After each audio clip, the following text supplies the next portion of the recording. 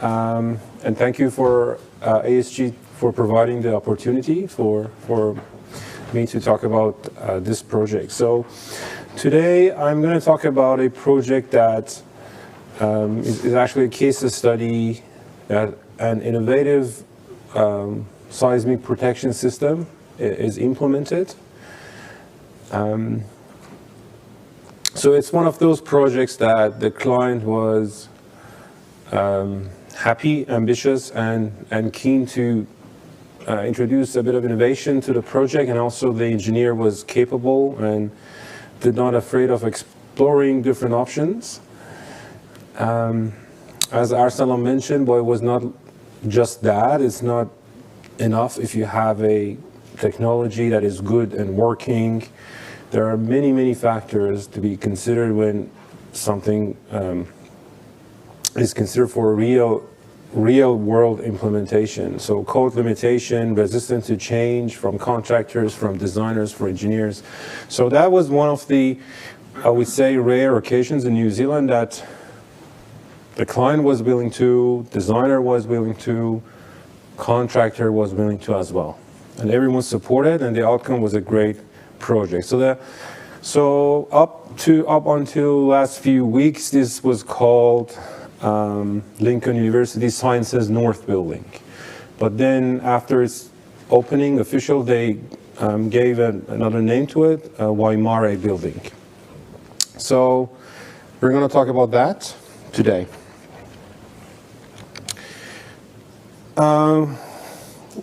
What I will be going through today during the presentation is that I will talk about the seismic protection system that was implemented, and then I will talk about the project, and then performance objectives during the analysis and design, and finally implementation and construction.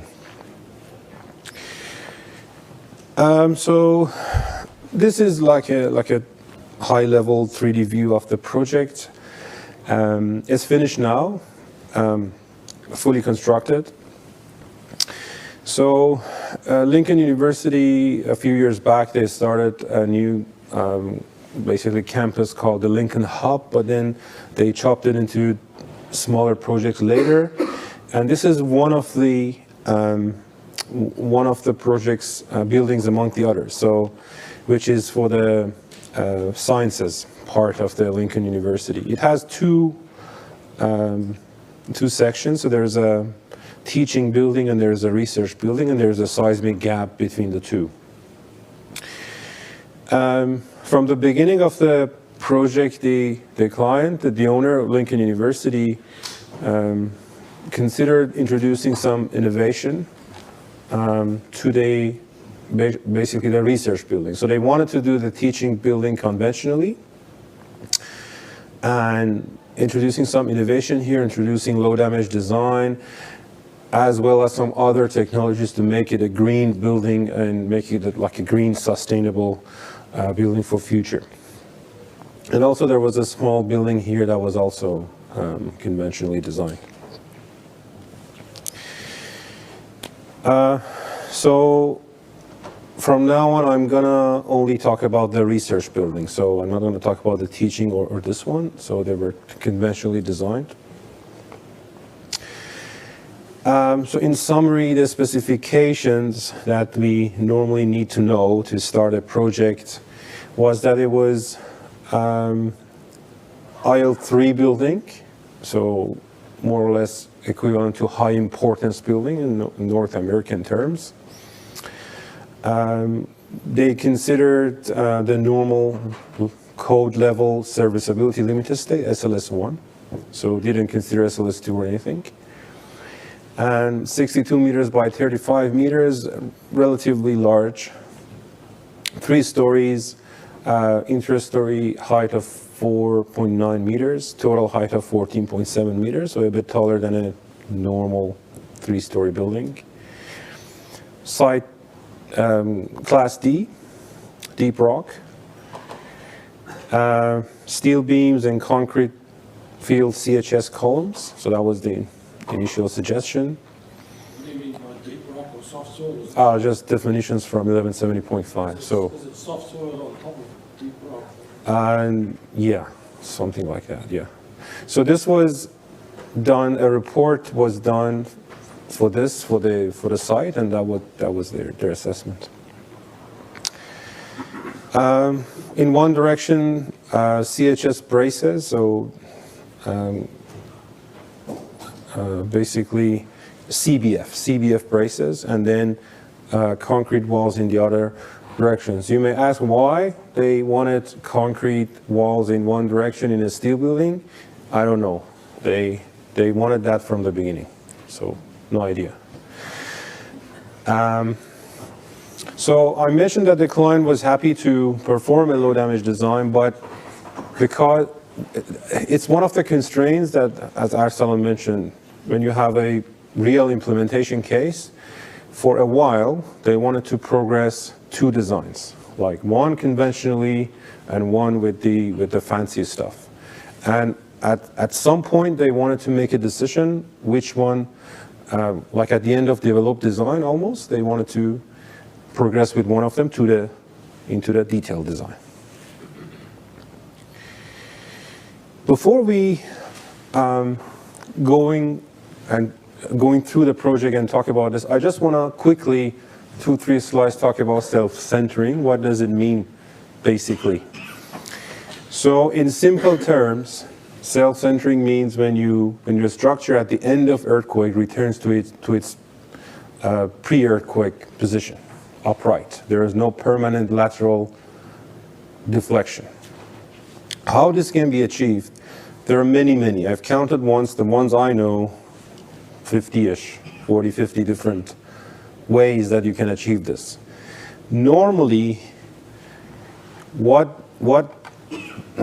the concept that has been using the most is having some sort of post-tension elements in some way. So it could be cables through the beams or cables up the height of the walls that are pre-stressed, or like in a couple wall arrangement, something like that.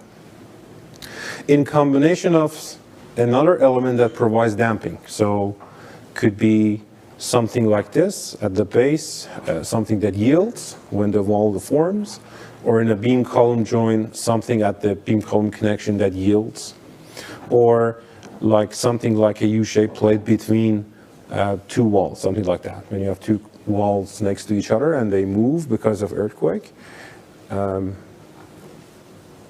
something that yields. Could be where? Here? Oh yeah, so it's for demonstrate and doing some maintenance on pre-stressing afterwards. I think it was because of that. Yeah. I think there was some plywood screwed on later after they're finished, so they can have access to whatever is inside. So that's how it's done normally. There are other ways to do it, so like more advanced ones, like ring feather ring spring. I saw Gary today, so yeah, so he knows a lot about this, more than me, definitely. Or the RSFJS that I'm going to talk about today, or other methods. Could be a combination of post-tension cables, friction. So what these technologies do normally is provide you with a flag-shaped low deformation behavior. Low deformation behavior means if you push the structure at the top and you measure it against the base shear and you plot it, you'll see a flag. So this means that you have zero force at zero displacement. So this is called statically self-centering. It means if you push the structure very slowly and come back, load and unload, you're going to see a flag. So when you see something like that, you're going to see that, you're going to say, okay, that's a self-centering system. In reality, and this is called a hysteretic shape, basically. So in reality is that there are different hysteretic shapes that can happen. So it can be something like this in the middle, like fully elastoplastic called, and could be something like this on the left that is more towards a flag, but is not a fully flag, or something like this that is elastoplastic but has some stiffness here. So this loading line has a bit of stiffness, slope, compared to this one that is almost 0. So you can see that here, at 0 load, you have some displacement. So this is called the residual displacement. This residual displacement is more for this and this, okay? None of these are like the one from the previous slide. So none of these are fully self-centering, but this one has more tendency towards self-centering. So it will be easier to self-center this compared to these ones. So what does it mean? It means you have to deal with more force at 0 displacement. You have to overcome more force to return it to its original position. So what does it mean? If you run time history analysis on different systems, you may end up with different levels of residual displacement. So this is basically one record, one ground motion in time history analysis applied to 3 different systems. But you can see the black shows 0 residual displacement. The blue, which is this one, the black is the one from previous slide. The blue, which is this one, shows more residual deformation, like 100 millimeters or so, which is about 0.6% drift in this case. And the orange, which is this one, and this one also was very similar, so I didn't plot it. The orange is showing more, okay? You may ask, does this mean that if we don't have a fully nice flag like this one here, does it mean that we're always going to end up with residual deformation? No. No, definitely not. For many cases, you won't have that, but you are risking it. And there are different factors. Sometimes the elastic response of the columns bring it back. Sometimes if it's a near fault event, it doesn't help with self-centering, and the nature of the ground motion is also important. So if you don't have a self-centering system, you may end up with 0 residual displacement, but you're risking it. And that's why these self-centering systems are becoming more and more favorable, more and more famous these days. Yeah, so that was a side thing I wanted to talk about. Now, the seismic protection system that was considered in this building is called the resilient slip friction joint. So definitely it's used when a low damage design solution is required, similar to this project. It reduces damage under design level earthquake, no residual displacement. One more thing. Another question you may ask is that, sorry I forgot this. I have a fully self-centering system with a flag-shaped hysteresis. What's the risk of this system to show some residual deformations?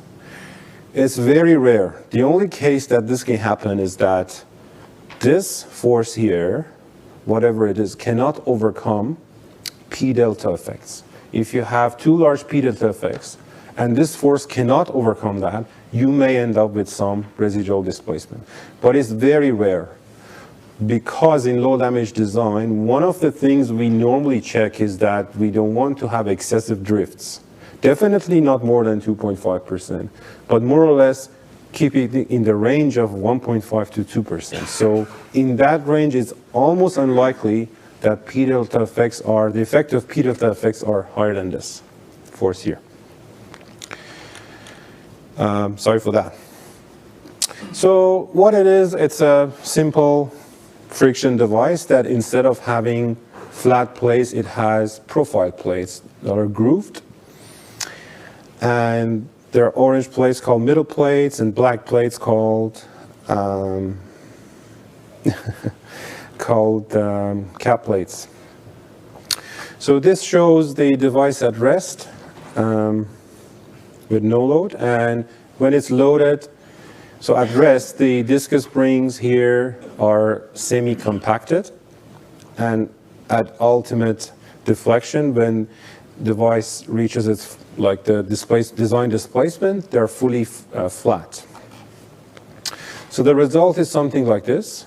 If you push and pull on this, the result is a flag-shaped load deformation response as we discussed. Guaranteed self-centering for 99.99 of the time, of the cases we can have, except for if this force cannot overcome P delta effects. If I see a structure that this force cannot overcome P delta effects, I would really question the design. How come the P delta effect is so large? So what happens next? So this means what happens when, so you load the device from here, you will have some slip until this situation that you are kind of here. You reach the end of the displacement. So what happens here? Something is called the secondary fuse was developed for this seismic protection system as well. What it means is that when you reach the ultimate or the end of design displacement, those clamping rods, these ones, yield in tension and provide extra displacement capacity, about 2 times of the design displacement capacity. So this is called the secondary fuse or safety feature of the system. When do we use it? Well, in New Zealand, we always need to have an overstring mechanism, because in New Zealand, we saw it in Christchurch, we saw it in Kaikōura, earthquakes can be larger than design level earthquakes in the code. So it's always good to have some reserve capacity in the system. So this is a test result that was specifically performed for this project. So you can see the area inside the red dashed is the designed, is the flag that we designed the structure with. And the area within the green dash one is after that secondary fuse is activated. You can see the design displacement is about 60 millimeters, and this is about 100 millimeters, so close to 2 times, little bit less than 2 times design displacement. If that happens, then someone has to come and change the rods afterwards. If the system, that building goes through this phase. This technology has emerged from research, University of Auckland. I was halfway through my PhD that this idea came. And then this shows me a much younger version, like much younger. It's not that, it's 2016, so it's not that long ago. So next to a CLT wall, so that was the first test that was performed with the technology. And then it was implemented for a few projects. So 2019 in Cathedral College, this was designed by WSP, Christchurch, and then 2020 in Vancouver, Canada, and then 2021 again in Vancouver. So there are different, after this CLT wall concept that I tested during my PhD was implemented. Now, for this project, what happened is that this was designed by Becca Christchurch, so they got in touch with myself and the rest of the team, and they asked that, okay, we want to do a crazy kind of innovation, because the client is happy to support, and can we implement this? How we implement this? So can we and how we took about a year for us to address that, but COVID happened and gave a bit more time to us, and peer reviewer was also on board. So that's another good thing. Peer reviewer was on board. So what we went through for the designing of this project was a displacement-based design approach we used, because when you have a damper, it just makes sense to use a displacement-based design approach. A model was created in ETABS, the devices model as nonlinear links, and we started with pushover analysis.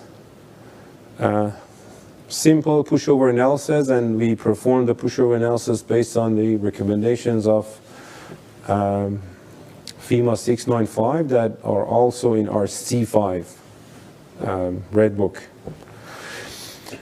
So we performed that. So about the displacement-based design that was performed, so sorry if I'm repeating the information you have, but it's basically, it converts the structure to a single degree of freedom system, and it specifies how much damping you have in the system. You plot the acceleration, displacement, response spectrum curves, and you perform the capacity spectrum method. So this method has been used for retrofits, so for assessments and retrofit projects. This exercise and other exercises showed that when you have a system like this, that the only nonlinearities within some devices is limited and you know where it is, this system works well for those kind of buildings as well. I mean the ADRS method, the capacity spectrum method.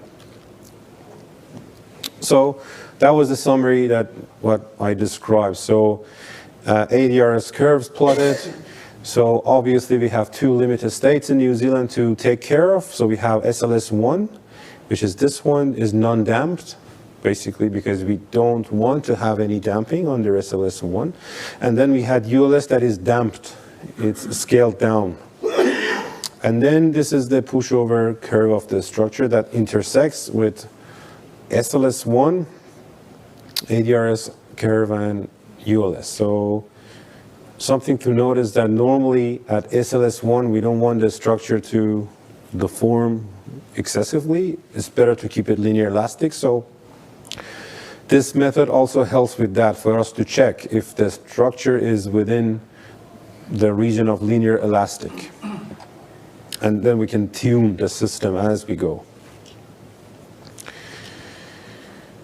Now, this is basically the 3D model that was developed during the project. So these ones are the walls, 6 walls, and the green ones are the braces. So all the nonlinearity of the system was localized in those walls and braces, nothing else. No surprises anywhere else. And obviously everything else, they were capacity designed. Now, if you remember, I mentioned that the owner wanted to progress 2 designs in parallel up to almost midway through the developed design.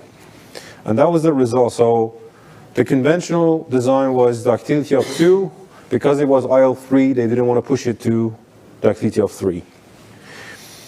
And 8 concrete walls in one direction, 30 braces in the other direction. So that's the conventional design. With the seismic protection system, ductility was pushed to 3.5. Obviously much less base shear. Another good thing was the number of shear walls were reduced from 8 to 6. And you can see here that these 2 ones in the middle removed, which helped the architect. Architect was very happy that they don't have to deal with chunky concrete walls in the middle of a research lab. But the number of braces remained the same, more or less, and exactly the same. But the good thing was the base shear was a lot less.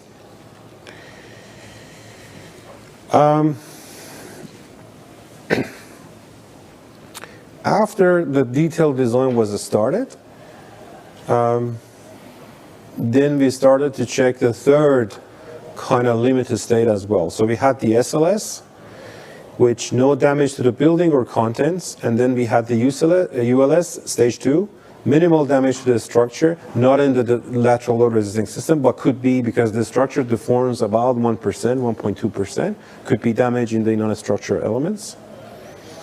And then the third one was collapse avoidance, or kind of MCE, which the structure goes to that secondary fuse phase. So that was also added as a performance target later on in the detailed design. And the criteria was none of the devices should fail. So that's a snapshot of the modeling. Very simple. In the brace direction, braces model as link elements attached to a brace body element.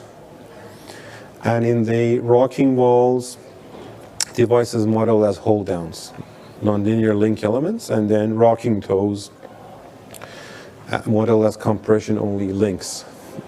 More or less simple modeling. The second side thing I'm going to talk about. So in the code, we have stiffness modifiers for concrete walls. And it's, I think, 0.3 something. Is 0.3. So it means that you are kind of not considering 70% of the resistance of a concrete wall, because code says, but code is not for low damage rocking walls. And that was a big discussion that just kept us busy for 2-3 months. And that's proposed, that's agreed by Becca and Caliber, the peer reviewer on this. So they agreed that they use the full area up to this point, that because devices had 1.7 meter-ish height. And then they considered 0.3 of the area up to this point, which is a little bit lower than the third story, and then the full area again. So that went ahead. And I pushed it a lot, but I couldn't convince the peer reviewer that this is way too conservative for a rocking wall. Because for a rocking wall, the wall rocks almost like a rigid body. Yeah, so that they went ahead with this, but then we did some modeling to actually measure what exactly is that cracked properties of concrete. And what we realized was that and the scope of our analysis was very limited, and this can be later continued more properly, but it shows that it's something between 0.4 and 0.85 basically. So it means that it is at least 0.4, which is 10%, and 10% is not too bad. Anyway, that's something. If you're designing a rocking wall, just be aware that will be one of the discussions you will have with your client, with your peer reviewer. Okay, so that was the second side thing. So we come back to the design. So displacement-based design, we proceeded with that. Another discussion was about what inherent damping should we adopt. So basically, obviously 1170.5 lets you to use 5% because the curves there are 5% damped curves. But ASC 7 says it's better to keep it around 3%, not more than 3%. So another discussion here, should we follow an American standard? Should we rely on a New Zealand standard? What to do? And the verdict was go with the safer one. So they went with the safer one. It didn't make much difference here, but it could make a big difference for some other projects. The other thing that is interesting when you are designing with a damper, any damper, is the lower bound, upper bound limits of performance. Because we say this damper is 500 kilonewton, but in reality, when it's produced, it can be a little bit above 500, a little bit less than 500. So what do we do here? In New Zealand, there is no guideline. There's nothing. So we say low damage design, low damage design. We don't have the tools for it. But ASC 7 in the US has. And it introduced some lambda factors, max and mean, for any damper that you have to calculate these to find out what is the lower bound and upper bound. And it has different variables in it, like variables related to aging of the damper, to testing tolerance, to different things. So we went through that as well.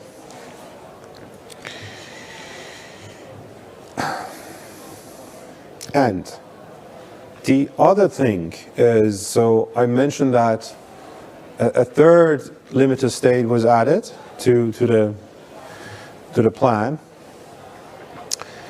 And so we wanted to check if the devices, braces or walls are adequate for MCE actions, because we didn't want to have any collapse under MC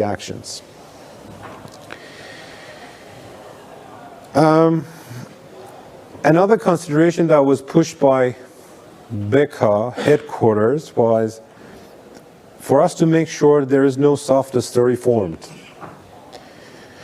And this basically meant that the overstrength factor considered for the design of the columns increased from 1.35 that comes from the seismic protection system has beefed up to 1.75 to design the columns to make sure that they behave like this and not like this. That's the extra safety. Another point for designers is that when you perform, well, in order for us to be able to check the adequacy of the system under MC actions, we perform nonlinear time history analysis. When you perform nonlinear time history analysis based on 1170.5, although it's one of the good ones in the world, it prescribes a relatively narrow range of interest for periods. So it starts from, if we consider T1 as the fundamental period of this structure, so it tells you run the analysis from 0.4 T1 to 1.3 times T1, which is very narrow because when you implement dampers in a structure, you increase the effective period of the system to a very large number, much larger than this. And in this case, it went up to 2 seconds. So we revised that model and we performed time history for a much wider range, which makes the scaling and fitting of the records difficult.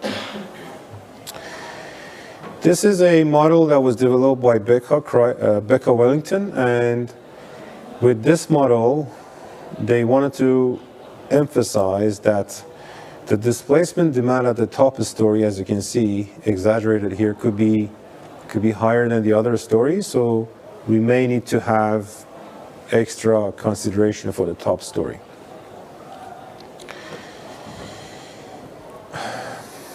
Yep. So, long story short, what we ended up with, 60 millimeter design displacement for the devices, both rocking walls and braces, and then 100 millimeters lockup displacement. It means that the braces can open by 60 millimeters, but at a design level earthquake, but they could go to 100 millimeters in case of an MC.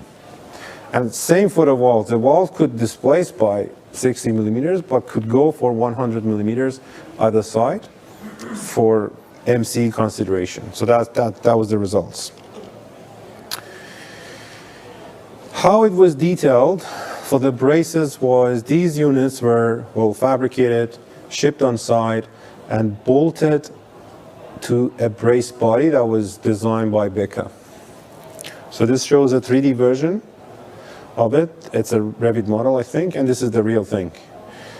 Relatively simple installation, and the braces were pin-pin, so no bolted or welded connection here.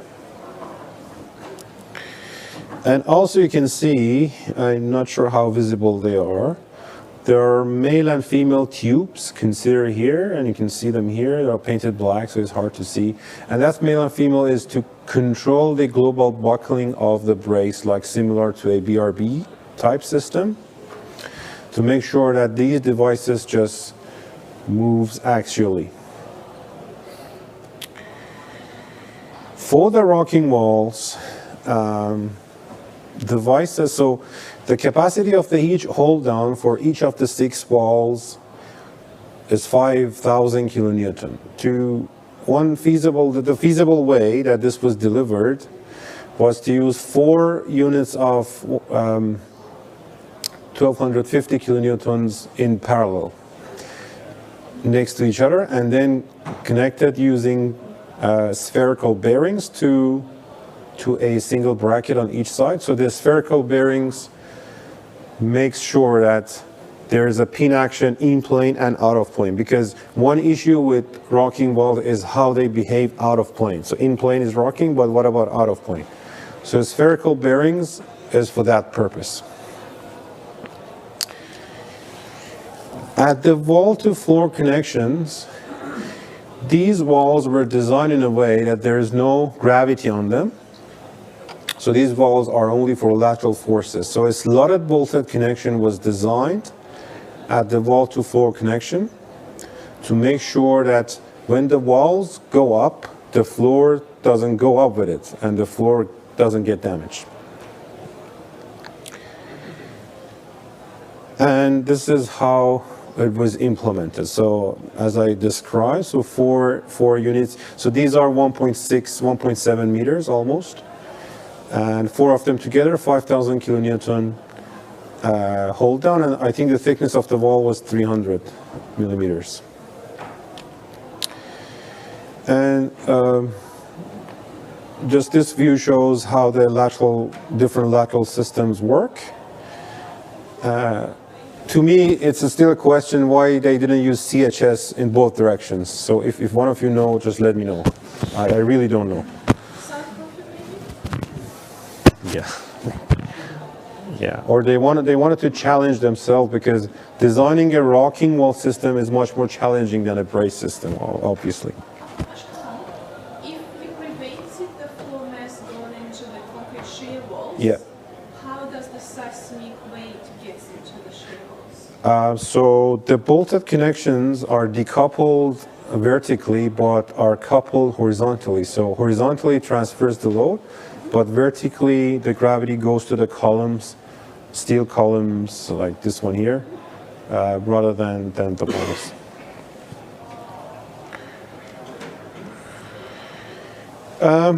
The last thing was an option of structural health monitoring was also used for this building. Some of the devices, especially at the corners, the walls at the corners or brace lines at the corners, are equipped with like a scratching gauge that this basically after the earthquake shows how much the brace has opened or the wall has moved. So then the engineer could know, did it reach ULS? Did it go beyond ULS? Is it close to MC? Some inspection like that can happen with this. Conclusions, seismic performance improved significantly by introducing a novel seismic protection system. So this shows that low damage design can be implemented efficiently. So that additional note by Becca Wellington says, you may want to run time history analysis for projects like this, that like a novel system is used to make sure everything works fine. Nonlinear time history that was performed showed a fully self-centering behavior under all of the records. Obviously, a soft story mechanism should be avoided when you have a multi-story brace frame. Thank you. And I think the last important conclusion, and it was not in presentation, but when the two solutions progressed in parallel, they went to the QS, and QS came back and said the costs are comparable, almost equal. So at that point, the Lincoln University said, okay, these are cost comparable, but that one has a low damage performance, more like a greener building, no post-event damage, non-structural elements are protected, so they say, okay, yay, yeah, let's do it.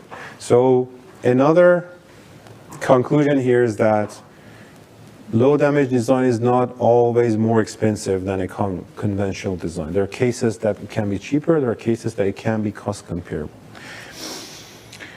Thank you.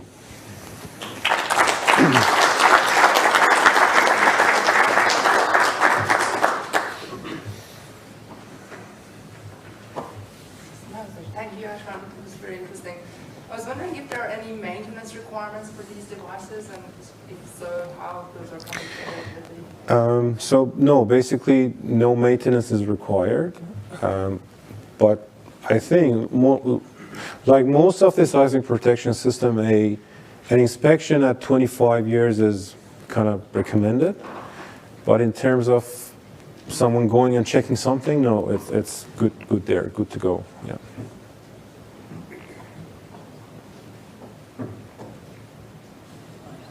questions. Yeah. You mentioned about the thickness modeling. Which kind of connection you assign for this kind of connection for just modeling the damping of the... Oh, yeah.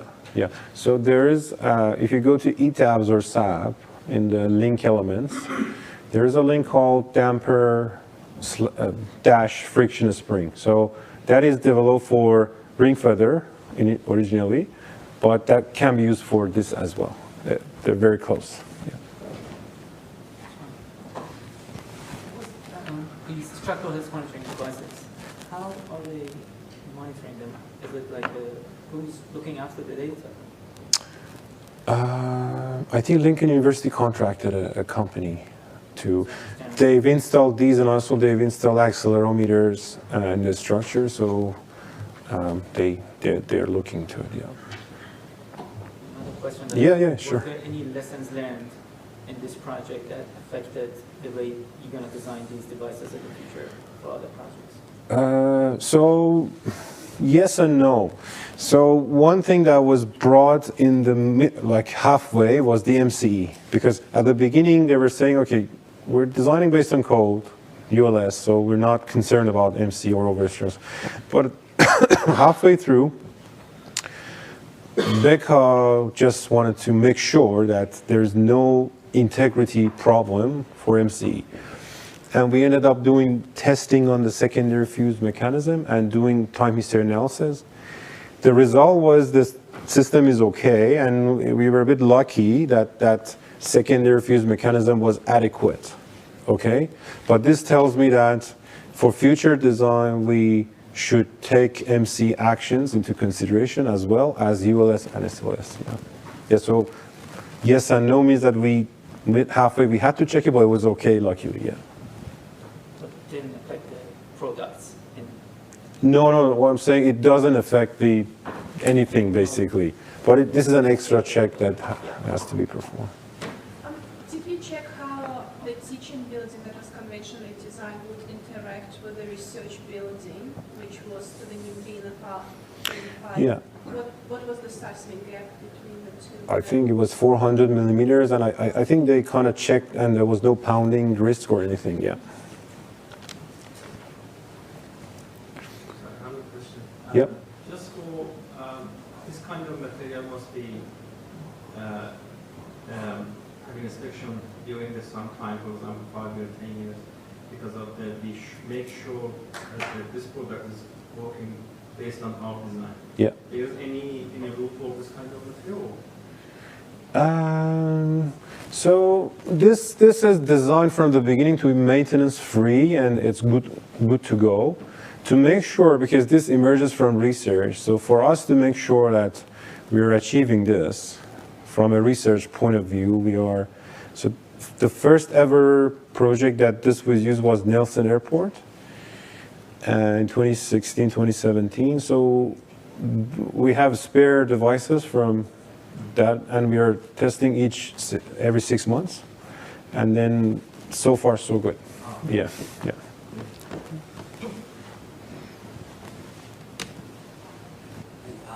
Before you said that you had a hard time convincing a peer reviewer that the wall that was to consider. Yeah. What was their argument? Because code says 0.3. That was their argument. Yeah. You need to do some checks. Yeah. So did you use 1170 testing, the table with the number of specimens tested and that, coefficient of multiplier to get to the number you wanted? How did you prove that you could use a higher value? We didn't use a higher value. 0.3 was used. Okay. But the modeling that we did afterwards in Vector 2 software showed that 0.3 is way too conservative. Okay. Yeah. So tell us, how much was this new and how much was it sort of an adaptation of an old standard system? To understand your question, you mean like everything else was conventional except that device itself? Everything else, the elements connecting the device to the walls, and everything else was just capacity design with an overstring factor. So it was, yeah, no significant departure from business as usual except for the device. So the device was sort of developed before the job, was it? Yeah. What happens to those things in like a fire? So these can be fire rated. There are two ways. So one thing, you can just put a steel plate, cover them in intumescent paint, or you can just intumescent paint the device. Yeah.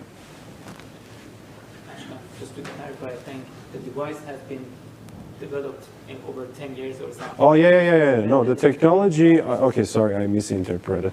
So the system has been developed, started introduced in 2015 and went under numerous tests and developments. And so for this project, the device itself wasn't new, but the nature of the project was new, like the size of the project and the steel and concrete. Question on between concrete walls with these devices or CBFs, how do you compare because of all the challenges you had with stiffness, and also would it affect the repairability of these walls? Do they need to be repaired because of the No. The thing is with the concrete walls, so first of all, for you to have a true low damage, you need to decouple the diaphragm from the wall. The detailing there as a new thing. And the other thing is that rocking wall, there are some extra considerations, like ratcheting you need to look at. You need to look at what they call magnified shear during rocking. So your shear needs to be checked based on magnified shear demands. And the rocking walls are not in our code or are not in any guideline. But CBFs there are. One thing I forgot to mention that, so when you design CBF, you deal with CS factor. CS factor is 1 when you have something like this. So that was another advantage to lower down the size of the braces. So was the reason for having concrete shear walls in one and something completely different in the other, was that because the architect could accommodate the walls in one? No, I don't think it was because of architect. It was a decision made by Becca and the client to have 2 different systems. Yeah. The reason for doing it must have been that it was okay to have shear walls in one direction and not shear walls in the other direction. I think the decision was made between the 2 choices, having CBFs both and having CBF plus wall. I think wall in both directions would restrict the architect a lot, because these are open space research labs. A genuine question of practicality of implementation of displacement-based designs is that when it comes to the constructions, there are things that happen on site that lead to changes, especially to the connections, because there are some mistakes, some tolerances stepped up. So contractor ends up checking bigger members or more screws or something like that. So how the changes like that on site would affect a building that was designed with a very clearly defined hierarchy of failure? Yeah. So luckily that didn't happen here. And I think it was because the connections that attaches these to the structure are just simple bolted connections. There could be some issues with tolerances, as you mentioned, but nothing major happened during the project that could convince us to rerun analysis or anything, or redesign. In other words, you used a good contract. Sorry? In other words, you used a good contract. Yeah. You're doing the arcane tactics as well. Yes. Yeah. Does the plates like slide under SLS, or is it? No, so we normally make sure that they stay rigid under SLS. So how do you design collaboration with bigger Well, so when someone wants to implement this in a project, they normally approach us. We provide some sort of design assistance, so we're not doing the design, but we're assisting them to do the design, and then what. So like you're doing testing and stuff though. Yeah, testing is different. So sometimes there's requirement. We already done many tests. So basically that would cover most cases. But if testing is required, that's different. That's through the university normally. Yeah. So what was the difference to the airport job? Was the having switch doors? First. Yeah, so airport was the first. So we did full-scale testing on airport columns. For this one, we just tested the device. Excuse me. Just a second. Can I ask you for the detail of the connection between the foundation and the rocking wall? Yeah. Because this because of the part here. Yep. So this is here, the shear key. So this has to transfer the shear to the foundation, but has to be able to move up vertically because of rocking. So it was a pocket like this was designed that could efficiently do this. I think this is a common detail for rocking walls. Yeah. Is that why that, what we had as wooden, were they wooden shingles or wooden panels or? wooden Yeah. panels? These ones? On the detail in the picture, you had sort of like a grey bracket or something. Yeah, so mine, yeah. So, yeah, so here there was a shear bracket with a slotted holes. But like you can see for this one, well, this is easier. For this one, there's a, like, there's a base plate under the device that bears on a steel bracket to transfer shear. So I think with timber walls, there are different details can be used. It's easier to make them work. And for timber walls, the amount of shear to transfer is a lot less. For concrete. Fastened up as a concrete sheet at the top. Yeah, yeah. You had steel walls, didn't you? Steel columns, didn't you? Uh, What's the link between the timber walls and the steel ones? you mean this one, the column? Is that your question? So what's the relevance of the timber walls that you've got? Just testing at the university. Yeah, the There's joints. no timber wall in this building. No, the building is concrete. Yeah, it's all of the walls are concrete. Yeah.